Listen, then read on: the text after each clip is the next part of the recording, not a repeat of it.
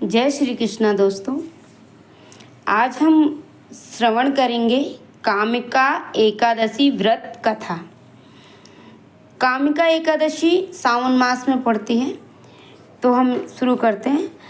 श्रावण मास के कृष्ण पक्ष की एकादशी पवित्रा एकादशी अथवा कामिका एकादशी कहलाती है। इस दिन भगवान श्रीधर की पूजा की जाती है। श्रीधर भगवान विष्णु को ही कहते हैं, भगवान कृष्ण को भी कहते हैं। इस व्रत के करने से सभी मनोकामनाओं की पूर्ति होती है, इसी से इसे कामिका एकादशी कहा जाता है। इसके करने से ब्रह्म हत्या तक का दोष का निवारण हो जाता है। वास्तव में यह बहुत पवित्र पुण्यदायिनी व्रत है जो हर प्रकार के पापों से मुक्ति दिलाने में समर्थ है। एक बार धर्मराज युधिष्ठिर ने भगवान कृष्ण से कहा, हे माधव, आषाढ़ शुक्ला देवशयनी एकादशी तथा चतुर्मास व्रत महात्म मैंने भली प्रकार से सुना समझा। अब कृपा करके श्रावण मास के कृष्ण पक्ष की एकादशी के बारे में बतलाइए। श्री कृष्ण भगवान कहने लगे, हे युधिष्ठिर, इस एकादशी की कथा को एक समय ब्रह्मा जी ने नारद जी से कहा, वही मैं तुमसे कहता हूँ। नारद जी ने ब्रह्मा जी से पूछा कि हे पितामह, श्रावण मास के कृष्ण पक्ष की एकादशी का क्या नाम है, इसकी क्या विधि है, इसका क्या महत्व है, यह जानने की मेरी बड़ी इच्छा है, कृपा पूर्वक कुछ बतलाइए। भगवान श्री कृष्ण ने कहा, हे राजन, ब्रह्मा जी ने नारद जी से जो कुछ बताया वह मैं तुमसे कहता हूँ। ब्रह्मा जी ने कहा, हे देवर्षि नारद, लोक कल्याण की भावना से तुमने बहुत ही अच्छा प्रश्न किया है। अब मैं जो पावन कथा आपसे कहता हूँ उसे सचेत होकर सुनो। श्रावण मास के कृष्ण पक्ष की एकादशी का नाम कामिका है और दूसरा पवित्रा है। इस एकादशी की कथा सुनने मात्र से वाजपेयी यज्ञ का फल प्राप्त होता है। इस दिन शंख चक्र गदा पद्मधारी भगवान विष्णु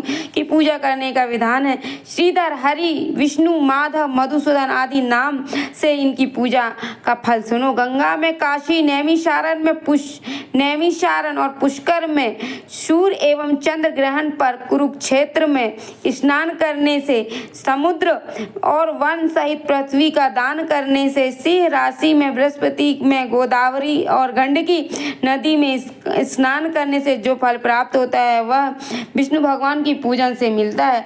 जो मनुष्य श्रावण मास में भगवान की पूजा करते हैं, देवताओं, गंधर्वों और सूर्यों आदि सभी का पूजन कर लेते हैं, वे नारद भीषण पापों के कीचड़ में फंसे हुए हो तो संसार रूपी समुद्र में डूबने और मनुष्य के लिए कामिका एकादशी का व्रत ही उद्धार करने वाला है।